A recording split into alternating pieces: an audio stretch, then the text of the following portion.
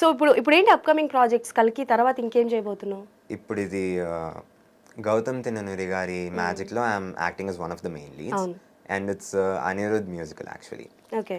And I'm also acting in ఇది పవన్ కళ్యాణ్ గారి ఓజీలో. రా అక్కడికే రా. దాంట్లో ఇట్స్ పైవటల్ రోల్ అనమాట. ఓకే. అంటే పైవటల్ అంటే ఇట్స్ కొంచెం నెగిటివ్ రోల్ అని కాదు, అది స్టోరీకి ఇంపార్టెంట్ అన్నట్టు ఒక రోల్. సో అంటే లైక్ నీకు పవన్ కళ్యాణ్ గారి అంటే చేసావా? షూటింగ్ అయిందా? షూటింగ్ అయింది, ఇంకా షూటింగ్ పెండింగ్ ఉంది. ఏమైనా కాంబో ఉందా నీకు? అంటే లైక్ ఇప్పటి వరకు నువ్వు చేసిన షూటింగ్ లో ఆయనది నీది ఏదైనా కాంబినేషన్ ఉందా?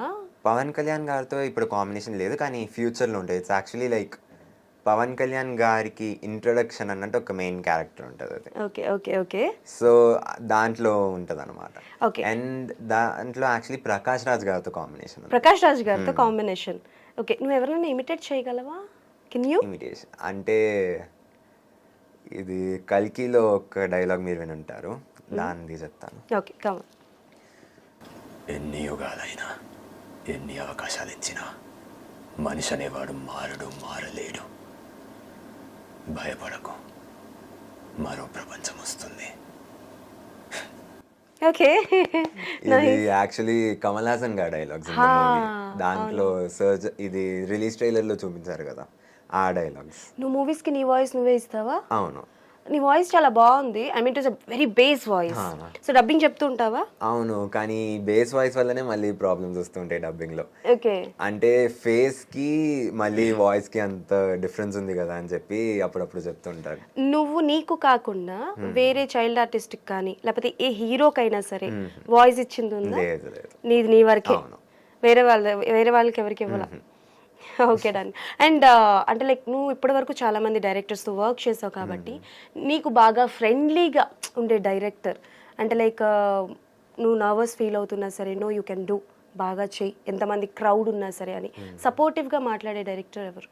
సో సపోర్టివ్గా మాట్లాడింది యాక్చువల్లీ కల్కిలో Nagi sir. As you know, he is really simple and humble person.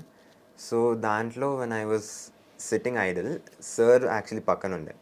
So I went up to him and I సరే కొంచెం కామ్ డౌన్ అవుదామని చెప్పి, బికాస్ కల్కి is such a huge film, కొంచెం నర్వస్ ఉండే, ఎలా చేయాలి, కరెక్ట్ చేస్తానా లేదా అని కొంచెం నర్వస్ ఉన్నప్పుడు I went and spoke to sir అనమాట. అండ్ సార్ చాలా ప్రశాంతంగా he explain what I have to do and ఏ లెవెల్లో ఉండాలి, ఎంత ఇది దీనికంటే కొంచెం వెళ్తే ఓవర్ యాక్షన్ అవుతుంది అన్నట్టు, దీనికంటే మరీ తక్కువ అయితే it will not be fit అన్నట్టు హీ ఎక్స్ప్లెయిన్డ్ ఇట్ పర్ఫెక్ట్లీ. సార్కి ఏం కావాలనేది he explained it and he got it out from me. Okay. And the same way మ్యాజిక్లో గౌతమ్ సార్ వచ్చి I have done almost 40 days of shooting with sir and he is a really wonderful person. Okay. Gautam sir వచ్చి he has such a high level of patience. ఇప్పుడు ఒక 3-4 takes పైన అయినా సరే he doesn't get angry, he stays calm, he keeps the set calm. And సార్ని చూస్తుంటే మనం కూడా చాలా నేర్చుకోవచ్చు అన్నట్టుండే. I learned a lot from him. ఇప్పుడు కొన్ని ఎక్కువ టేక్లు వెళ్తే ఒక భయం వస్తుంది కదా, ఆ భయం రాకుండా మళ్ళీ how I can focus on getting the take done right అన్నట్టు he help me learn a lot. Okay. So బేసికల్గా అంటే ఒక కథ, ఇప్పుడు నాకు తెలిసి నువ్వు చిన్నప్పటి నుంచి ఏమైనా ఉంటే మదర్ ఆర్ ఫాదర్ డెసిషన్ తీసుకుంటారు, ఈ క్యారెక్టర్ అబ్బాయి చేయొచ్చో చేయకూడదు అని చెప్పి. స్టిల్ నా ఆల్సో నువ్వు ఏదైనా క్యారెక్టర్ చేయాలి, స్టోరీ ఏదైనా విన్నప్పుడైనా అమ్మ కానీ లేకపోతే డాడీ కానీ డిసైడ్ చేస్తారా? ఆర్ ఎల్స్ బ్రదర్ ఉన్నారు అంటున్నావు కాబట్టి బ్రదర్తో ఏమైనా డిస్కస్ చేస్తావా? అంటే ఇప్పుడు ఏదైనా ఒక రోల్ ఉంటే I usually talk about it with my mom and dad. ఎందుకంటే they are people who help me stay in the right path. Okay. They are the people who care the most about me and care the most for me.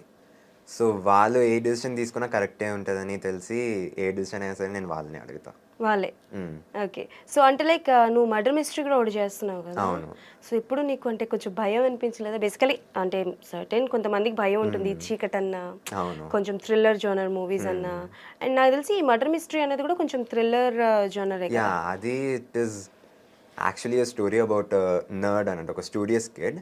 వాడు ఒక అమ్మాయిని ప్రేమిస్తాడు, కానీ ఆ అమ్మాయి చచ్చిపోతుంది, she gets murder. So ఆ fault వచ్చి మళ్ళీ ఆ కిడ్ మీద పడుతుంది. ఓకే.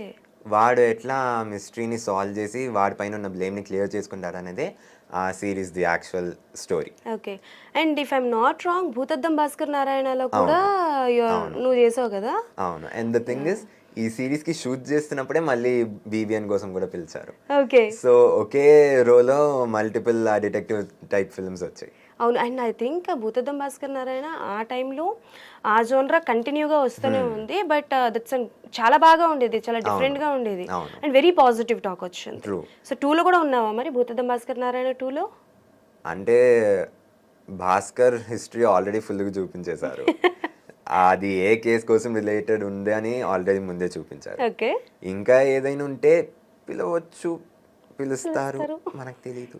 పిలవచ్చు, పిలుస్తారు అన్నాడు, పిలవకపోవచ్చు అనలేదు కాబట్టి మనకి నచ్చిన మనం వేసుకోవచ్చు. ఓకే. సో